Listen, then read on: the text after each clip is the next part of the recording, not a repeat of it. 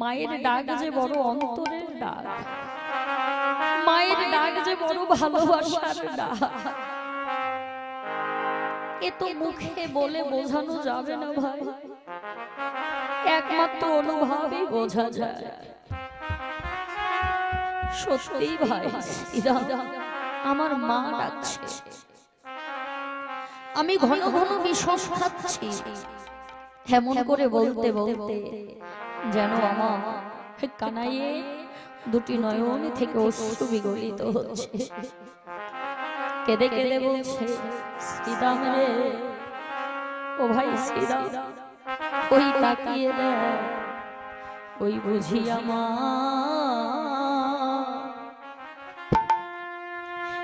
আমার মা,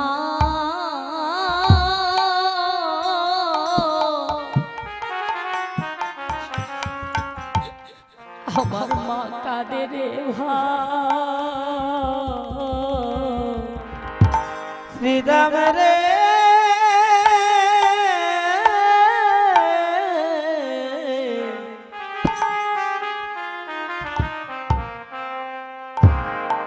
ওই দেখ বুঝি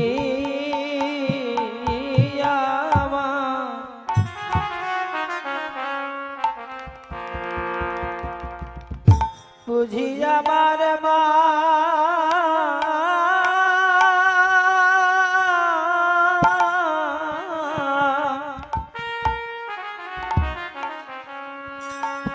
মা ডাকে রে ভাই,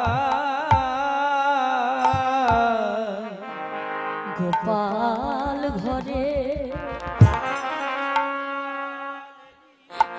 গোপাল ঘরে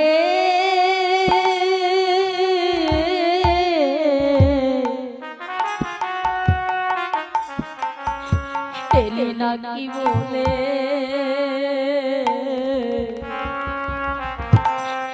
ওই বুঝি আমার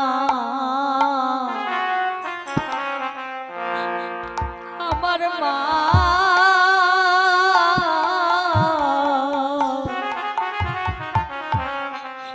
মা কাঁদে রে ভাই, পরাণ গোপাল ঘরে,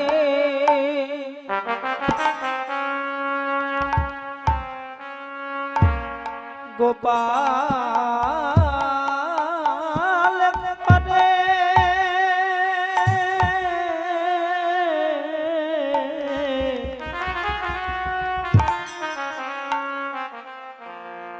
এলি নাকি নাকি বলে,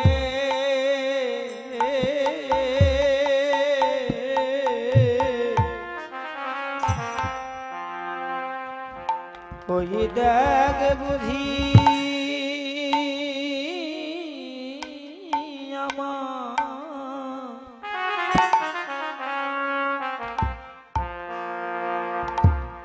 বুঝি আমার মা,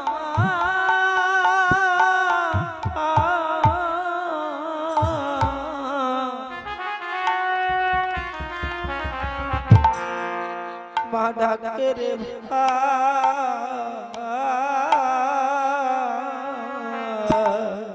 নবনীর থালা,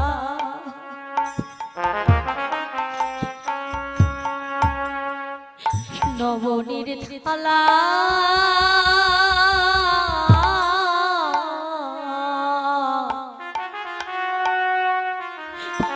হাতে লয়ে,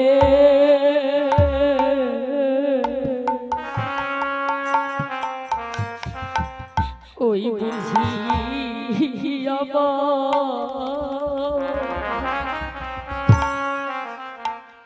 আমার মা,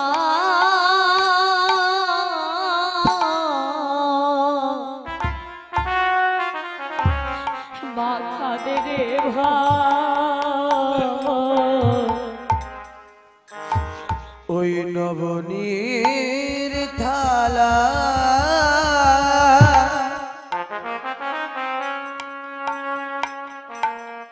নবনীর থালা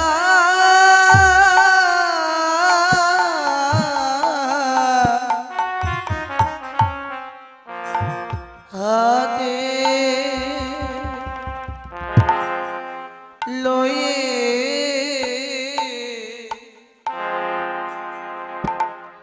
ওই দেখি বুঝি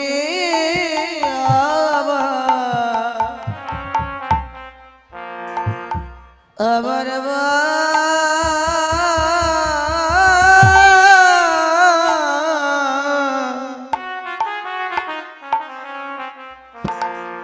মাতা দে রে ভাই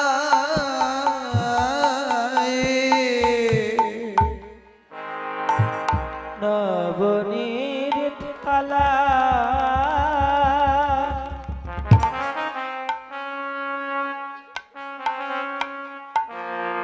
নবনীর তালা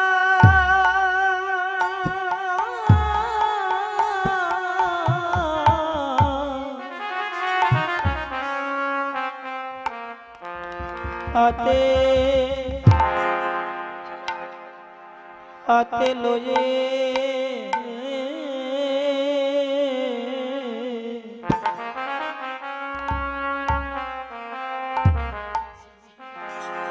ওই ডাকে বুঝি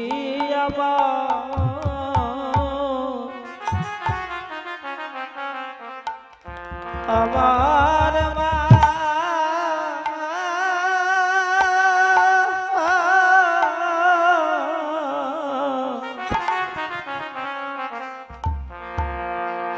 ডাকে রে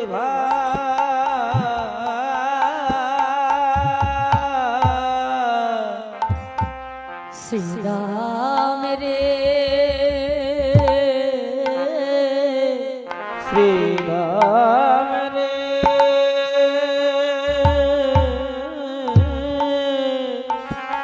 আমার মায়ের ভালোবাসার একদিনের কথা শোন। একদিন মাকে না বলে সামান্য নবনীকে মায়ের তারণ ভৎসনার ভয়ে আমাদের ঘরের কোণে লুকিয়েছিলাম। মা কিছুক্ষণ আমার বদন দর্শন করতে না পেরে, আমার সন্ধান না পেয়ে গোপাল গোপাল বলে এ ঘর ও ঘর তন্ন তন্ন করে খুঁজে কোথাও আমার সন্ধান না পেয়ে মা ভালোই জানতো প্রতিবেশীর ঘরে নবনী চুরি করে খায়। প্রতিবেশীদের নিকটে গিয়ে বলে উঠলেন, ওলো দিদি, আমার ননী ছোড়া গোপাল কি এসেছে? প্রতিবেশীরা বলে উঠলেন, যশোদে, তোর গোপাল আজ আসেনি, এসেছিল কাল। দেখ তোর গোপালের কেমন লীলা, ননী চুরি করে খাবে, মুঠো মুঠো বালকদের দেবে, নষ্ট করবে। কাল হাতে নাতে ধরে বললাম, গোপাল রে, অমন করে অন্যের ঘরে ননী চুরি করে খেতে না। এ কথাই যেন আমার বাপকে শিলের মতো আঘাত করলো। আমি বলে উঠলাম, ও গো, এতদিন ভেবেছিলাম এ ঘর আমার আপন ঘর, এ ঘর আমার নিজের ঘর। আজ তোমরা হাতে নাতে প্রমাণ করে দিলে কোনটা অন্যের ঘর কোনটা নিজের ঘর। বললেই ভালো, আর মন করে ননী চুরি করে খাবো, মুঠো মুঠো বালকদের দেব। তোমরা ভালো থেকো, শান্তিতে থেকো, তাতেও যদি না হয় আমি এ বৃন্দাবন ছেড়ে চলে যাব। এ কথাই কি যেন কি মনে করে পাশের বাড়ির মা আমাকে বকে জড়িয়ে ধরে কেঁদে কেঁদে বলে উঠলেন, গোপাল অমন করে বলিস না বা, তোর বদন না দেখলে যে মরমে মরে যা। তুই ননি চুরি করে খাবি, মুঠো মুঠো বালকদের দিবি, নষ্ট করবি। তুই যা বলেছিস সত্যই বলেছিস, আমরা যা বলেছি সবই ভুল বলেছি। ওদিকে আমার মা আমার বদন দর্শন করতে না পেরে ছিন্নমূলের ছত্রের ন্যায় বাড়ির উঠানে লুটিয়ে পড়ে উচ্চ গলায় চিৎকার করে বলে উঠলেন, হে গোপাল আমার, নবীন আমার, নবীন জাদু আমার, অন্ধের যশস্বী একমাত্র শিবরাত্রির পথে দেখা দে, দেখা দে।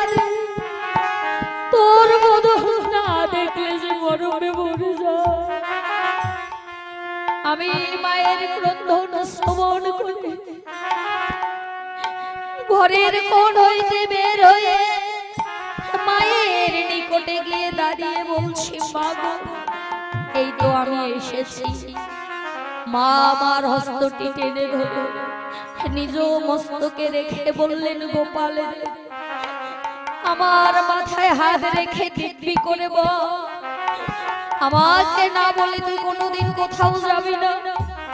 ভাই শ্রীরাম, আমি যে সেদিন মায়ের মাথায় হাত রেখে দিব্যি করে বলেছিলাম, মা আমি তোমাকে না বলে কোনোদিন কোথাও যাব না, আজ আমাদের মাঠে বিলম্ব দেখে মায়ের দেহে কি আর প্রাণ আছে রে? শ্রীরাম, একবার ভেবে দেখ, আমার মা যদি মরে যায় আমার ভবিষ্যতের শেষ আশ্রয় কি হবে? শ্রীরাম রে, আমি যে জনমের মতো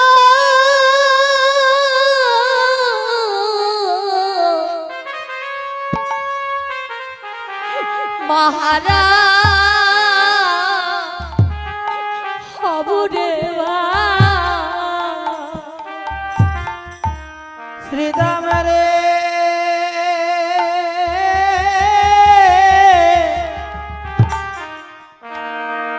আমি যে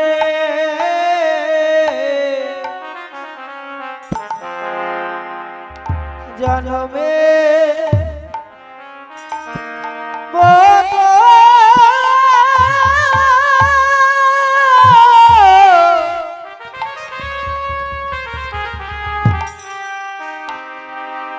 মহারা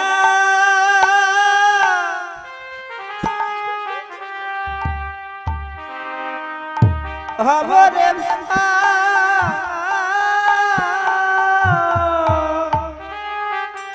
বড় শান্তির বাসা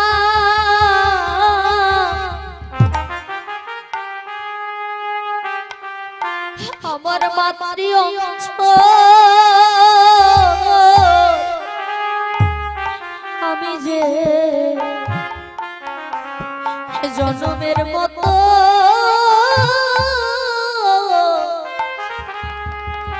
মহারা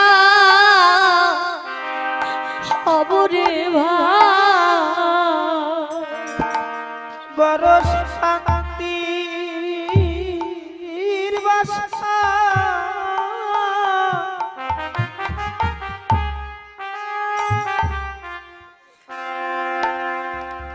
আমার মাতৃ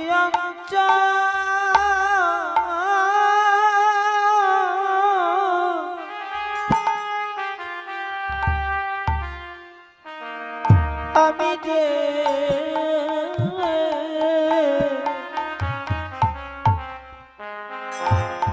জনমে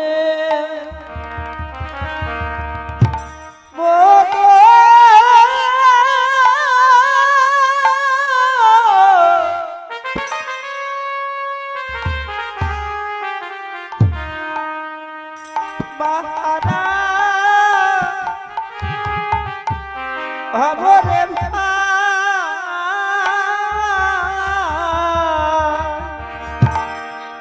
আমি খুঁজলে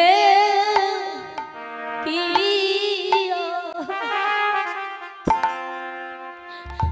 আর পাবো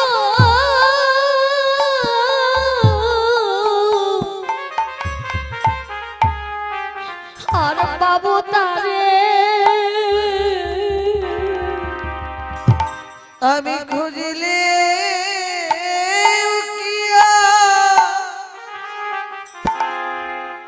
কি আর পাবো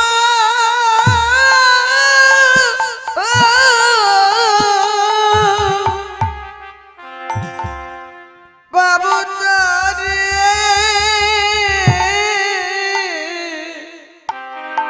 সারা জনম ভরে সারা জনম ভরে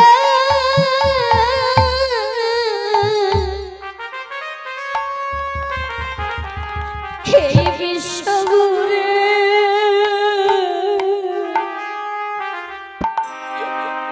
আমি খুঁজলে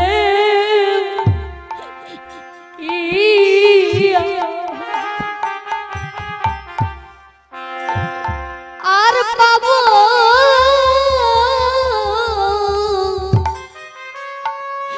পাবো তারে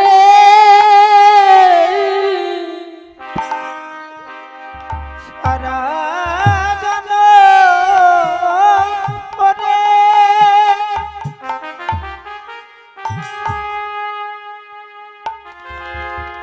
জানো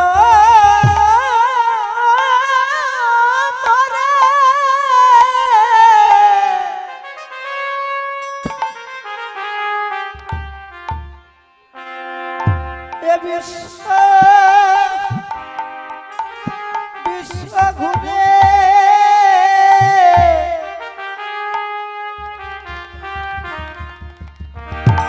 আমি খুঁজলে কিয়া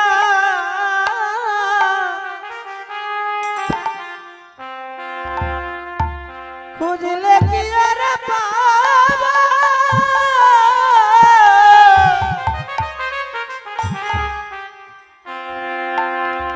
পাবো তারে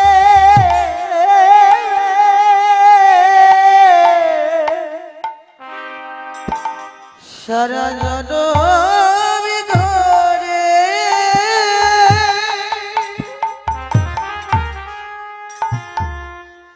জনম ধরে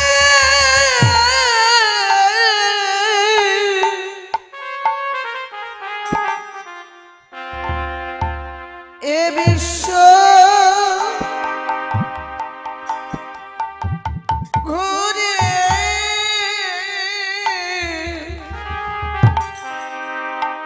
আমি খুঁজলে কিয়া আরে বাবা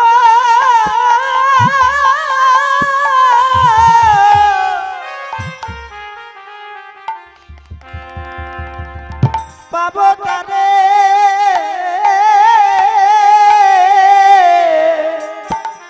বলবো এবার দিবে মাথা চরণ ধুলি বলে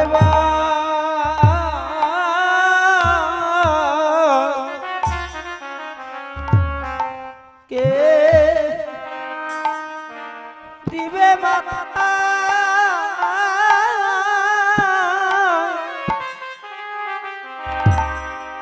চরণ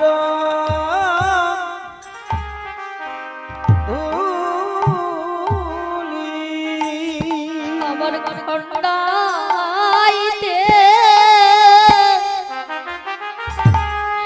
সকল মঙ্গলি বলবো কে বা দেবে মাথা চরণ ধুলি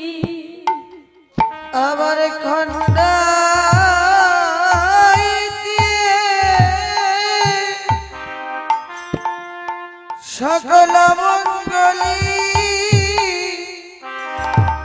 বলব কে দেবে মাথা চরণ ধুলি আমার খন্ডাইতে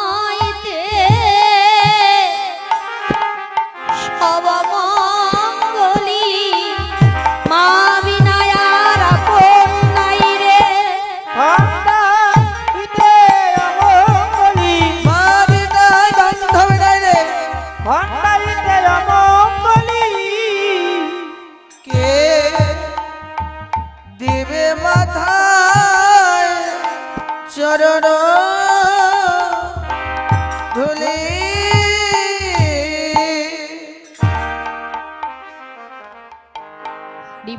সত্যি বাবা ভেবে দেখবে বাবা মায়ের মতো আপন বলতে আর কিছু নেই।